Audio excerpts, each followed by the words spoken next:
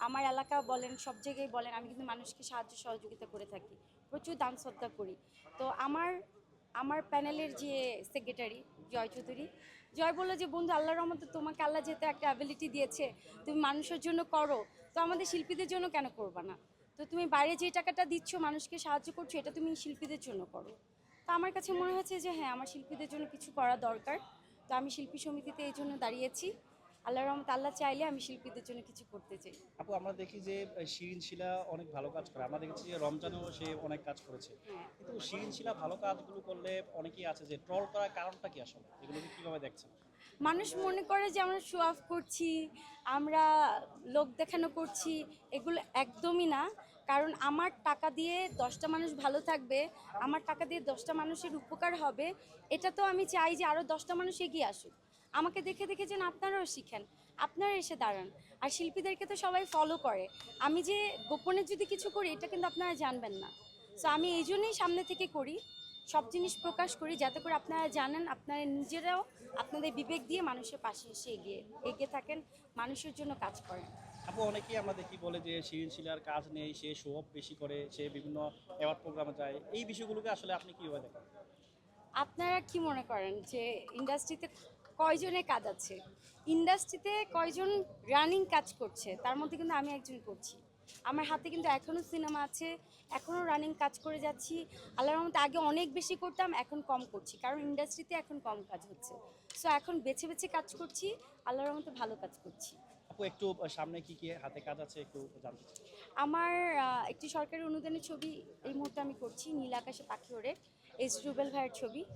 তারপর হচ্ছে আমার একটি স্বপ্নের ছবি আছে, নদীর জলে শাপলা ভাসে, আনিসুর রহমান মিলন ভাইয়ের সাথে। এই ছবিটা আমি শেষ করেছি, এই ছবিটা মুক্তির অপেক্ষায় আছে। ভালোবাসি তোমায় আরজুর সাথে করলাম, এটা সামনের মাসে আমাদের রিলিজ।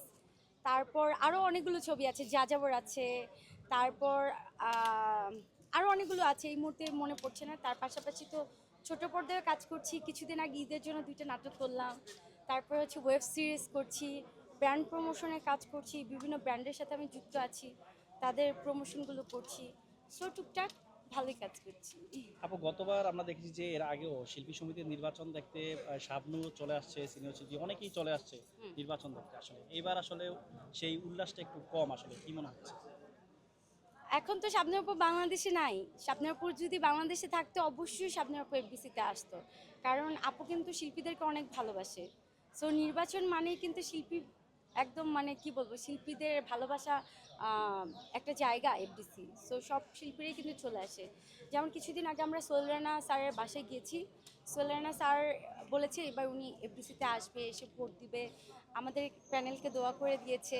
বিশেষ করে আমি প্রথম দাঁড়িয়েছি, আমাকেও উনি দোয়া করে দিয়েছে, বলেছে যে না, নতুন যারা নায়ক নায়িকা আছে, নতুনদের মধ্যে তুমি ভালো করছো, আমি চাই তুমি জয়যুক্ত হও।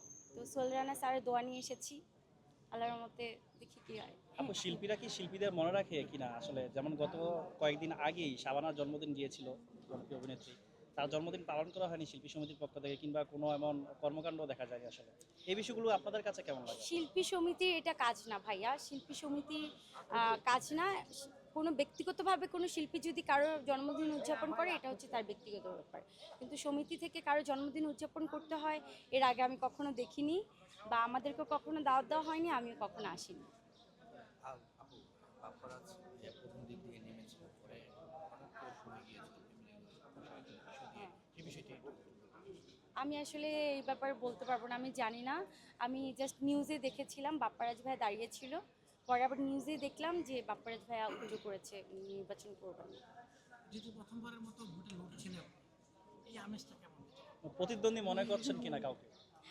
আমি কাউকে প্রতিদ্বন্দ্বী মনে করছি না, আমার কাছে মনে হয় আমি শিরিন শিলা, মানুষের জন্য কাজ করি, কাজ করে যাব। আমার শিল্পীরা যদি ভালোবেসে আমাকে ভোট দেয়, আমি তাদের কাছে কৃতজ্ঞ থাকবো। আর আমার কাছে মনে হয় আমার যারা শিল্পীরা আছে, আমি যাদেরকে চিনি, আবার অনেক শিল্পীদেরকে চিনি না, তাদেরকেও ফোন করে তাদের কাছে ভোট চাচ্ছি, সবার কাছে দোয়া চাচ্ছি। আমার কাছে মনে হয় আমার শিল্পীরা আমাকে ভোট দিয়ে জয়যুক্ত করবে। আপু আপনি তো নির্বাচনে দাঁড়ানোর আগেই